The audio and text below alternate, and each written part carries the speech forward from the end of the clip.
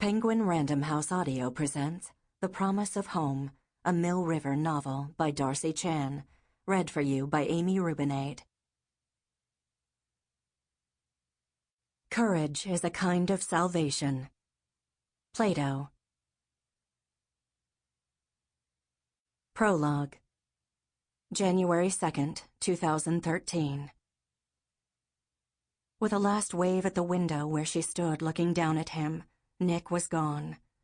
In the terminal at Southern Vermont Regional Airport, Karen Cooper wrapped her arms around her son Benjamin and pressed her cheek against his head.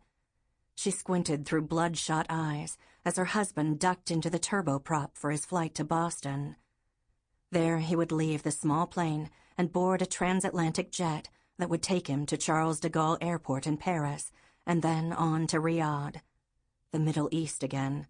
The land of 120-degree temperatures, sandstorms, danger, and uncertainty. The place Nick had already spent so many years, wishing every minute that he could be home with her and Ben. The place he hated to be, almost as much as she hated his being there. Almost. For nearly a decade, Nick had served in the Air Force, stationed on the other side of the world most of that time. She'd held down the fort at the bases where they'd been stationed, caring for Ben, their only child, and working part-time as a teacher's assistant. While Nick was deployed, most of their interactions had been measured in minutes, chatting on the phone, and later on Skype or Facebook. There were a few precious weeks between deployments and during the holidays when he had been able to come home for a visit. The rest of the time, she had lived with constant worry. There were the darker feelings, too, which she struggled to keep from pulling her under while her husband was away. Finally, a little over 2 years ago, Nick left the military. They moved from Lackland in San Antonio to the little town of Mill River in southern Vermont, where she had grown up. An aircraft systems engineer, Nick found a job at GE Aviation in Rutland. She was hired at the elementary school, and Ben adjusted beautifully to the move. They'd finally purchased a home of their own. After years of rentals and military housing, living in their own cute 3-bedroom Cape Cod, and knowing they wouldn't have to pack up and move for another deployment, had felt like a dream. She should have realized that, like all dreams, it wouldn't last long. Nick was among the first to be laid off when the economy sputtered. The newest employees had the least seniority. Her salary alone wasn't enough to cover the bills, and their savings were significantly depleted after making the down payment on the house. But Nick had promised her that they would return to her native Vermont after his military career was over. They had scrimped and saved for years to qualify for a mortgage, and now they were settled in their new house. They were thrilled by how Ben was thriving in his new school. Finally, they were living in the cozy, loving community she considered her one true home. They were not about to surrender their dream without a fight. I could easily do maintenance, but none of the airlines are hiring. There's always contracting work, though, Nick had said as they sat at the kitchen table late one night. His voice had been quiet, hesitant, as if he hated to even bring up the possibility. You would have to go back. Yes, for a while, but the money would be great, a lot better than a military salary. Do you think you could make it through one more stretch apart? It might not be for long. The economy's finally on the way up. In 6 months or a year, I might get reinstated at GE. 6 months or a year. Karen felt as if they were moving backward. She squeezed Nick's hand as she let his words sink in. It was all she could do to hold it together. But Nick's brown eyes were fixed on her as he waited for her reply. I thought we were past being apart for months at a time. I know, so did I. But short of moving again, I don't know what other options we have. Besides, this is your home. Our home. I don't want us to lose it or have to leave Mill River any more than you do. Karen felt the darkness, which was how she thought of the clinical depression that had plagued her for years, trying to force its way through her defenses. She had been stable for quite a while, thanks to a new antidepressant and careful monitoring by her doctor.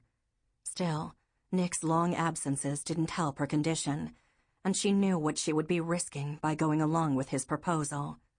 She knew, too, that by asking her next question she would be giving in, and she waited a few moments to compose herself. Finally, she whispered, "Where would you go?" "Nowhere near any hostilities. Not Iraq or Afghanistan, although we're about to be pulled out of them completely. Maybe the UAE or Qatar, somewhere stable with a U.S. presence and more tolerant locals." "You make it sound like it's already a done deal." "I've made some calls," Nick admitted, "just to see if it was even a possibility. And it definitely is. Lots of guys I've worked with are already well established with the big contractors. I just need to give them the go-ahead and they'll hook me up." "What happens if nothing's changed with the economy by the time your contract's up?" "We just have to have faith that it will be okay." "I can't stand the thought of us living apart again. And Ben, it's meant so much to him to have you home." She looked into Nick's eyes and saw inevitability. Her pain was reflected there too, interspersed with his own hurt and disappointment.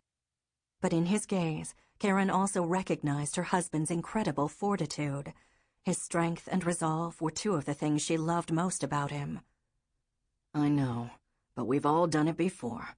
Can't we make it another year, honey? Can you stay strong for me one more time?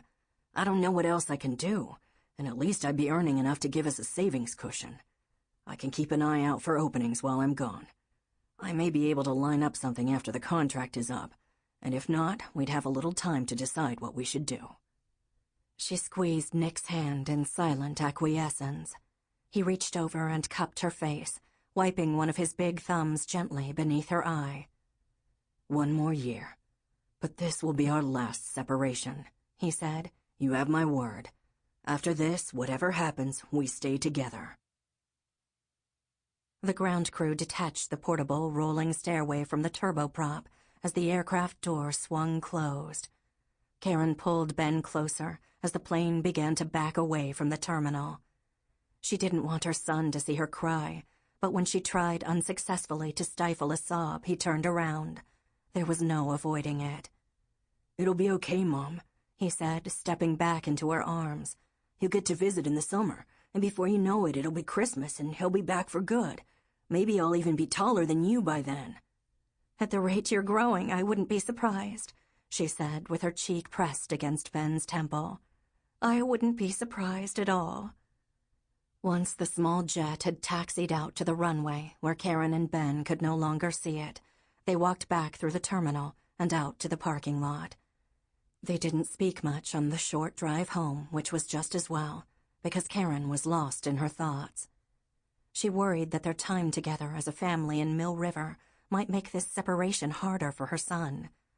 At last, Ben had experienced what it was like to have Nick home at the end of each day, like most other fathers. For once, he'd had both parents attending his basketball games and other school events.